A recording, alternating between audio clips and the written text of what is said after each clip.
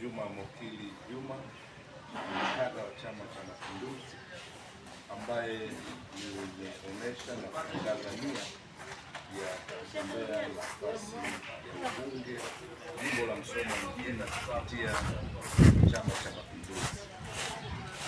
Na itakumbuka kwamba hii si mara yangu ya kwanza, hii ni mara yangu ya tatu.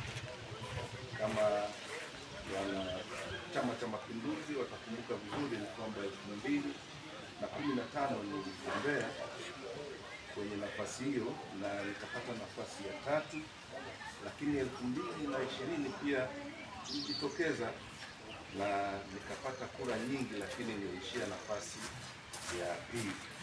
Kwa hiyo kwa maana nyingine, safari hii nimeona ni fursa pekee kujitokeze ili kuweza kupata nafasi ya kupeperusha bendera ya Chama cha Mapinduzi katika nafasi ya ubunge jimbo la Musoma.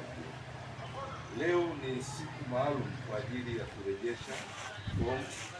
Nilichukua fomu, nimejaza kwa kupata taratibu zote, na leo ni siku rasmi ya kurejesha, na kwa bahati nzuri sio siku ya mwisho kwa mujibu wa ratiba ambayo tumewekewa na Chama cha Mapinduzi.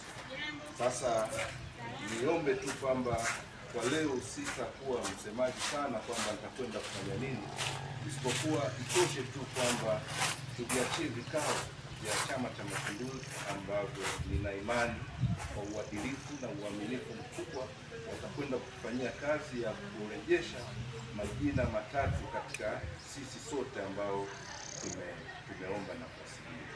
Kwa hiyo niwashukuru sana, niombe tusubiri vikao halali vya Chama cha Mapinduzi ambavyo vitatuletea sasa watu hao watatu.